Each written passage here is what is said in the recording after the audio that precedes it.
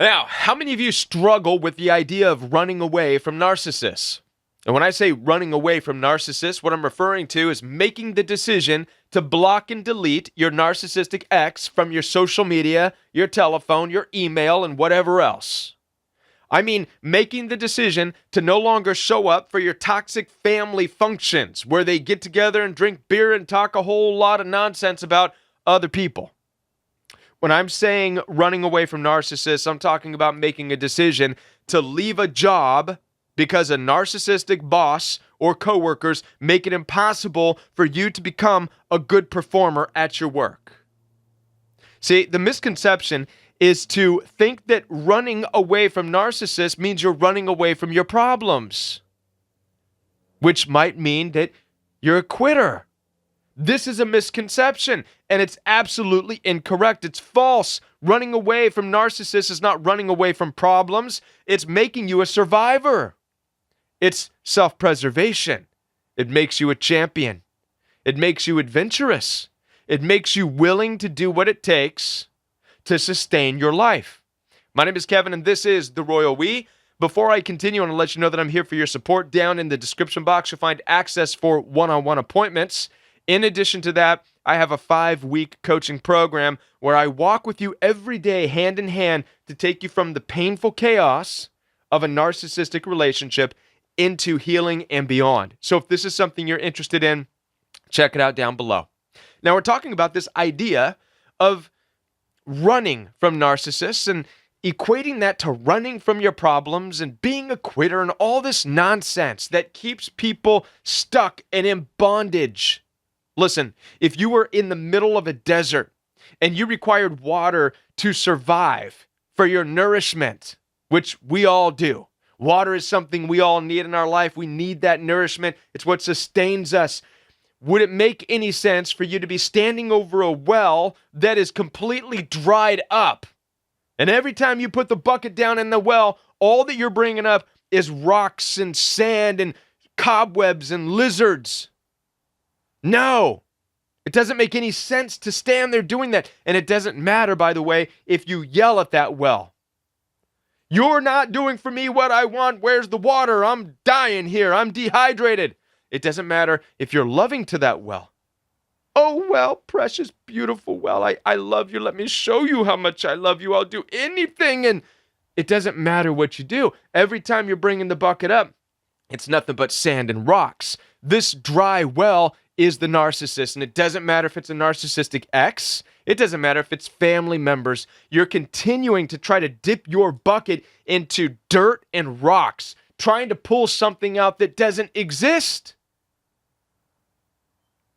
And so you have no choice in order for you to survive in that situation, but to drop the bucket, delete, block, move on. You got to find a well. And hopefully you've got the wisdom going forward to no longer look at the same types of wells. You want to find a well that has a natural spring from within it, right? A well that's constantly producing its own water, because the well that you were at, that narcissistic well, God knows where it got its water from, because we don't.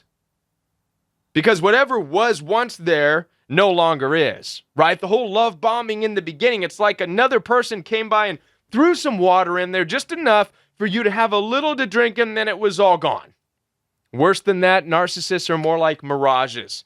There's actually no water. You happen to be in a place where you're starving for some water, for some nourishment, and you're in the desert and you see what looks like water in the distance. That's the narcissist, and so you're crawling and you never quite get to it. And that's what it's like being in a relationship with narcissists, whether it's an intimate relationship or it's your family dynamic. And many of you have been in family dynamics for all of your life. 25, 30 years. I talked to some of you during one-on-one appointments. Some of you are in your 30s and you've been in this family situation where you've been trying to get water from a dried up well of a mom or a dried up well of a dad. You continue to put your bucket there saying, please give me something. And it's always the same thing. It's just rocks and dirt falling through your fingers because there's nothing there. No amount of your anger, hurt, or your love will ever put anything in there. And so now I ask you, is running away quitting? Is running away from a dry well quitting the well? And what can you possibly do to produce water in there where it doesn't exist? You can't. You can't. You have no choice. You have to go and find a well that's actually a natural spring. And it's harsh. This may sound harsh, but yes, there are wells that exist that are natural springs and they constantly spring up. And there are wells that exist that are only capable of holding whatever somebody can put in. But then when it's taken out, it's gone. It's harsh to say this about people, but it's true. And you know it's true. There are, in fact, people in this life that operate only by what's given into them. And then it gets exhausted and they have nothing and they're terrible. And there's people who manage to be a wellspring nonstop. Where are you going to go? Where are you going to be fed? Where are you going to find your intimacy? It's a good question. So is running quitting? Well, if it's a matter of life and death, I'll quit any day. Right? Makes no sense. Makes no sense to dehydrate in a place where you're not going to get anything out of. You think you may someday, but you won't. That's just silly. So no, it doesn't make you a quitter. It doesn't make you a running away from problems or none of this nonsense. It makes you smart. It makes you wise. It makes you a preserver of life. It makes you somebody who values life. It makes you somebody who's willing to flourish. Because it's not easy to leave because you've got a truck without any form of well that you can see. But you're going to keep looking, keep searching, and you'll find it. You will find it. Listen, as I said, I'm here for your support. Down in the description box, you'll find access to one-on-one appointments, FaceTime, Zoom, WhatsApp. It's all available for you. The 5-week program is available for you as well. Sunday, I'm teaching a class that is at 2 o'clock Central Time. This class is going to be everything you need to know from narcissism to healing. It's a great class. It's a 2-hour Zoom class. I really suggest you register right now if you haven't already and watch this video before you leave.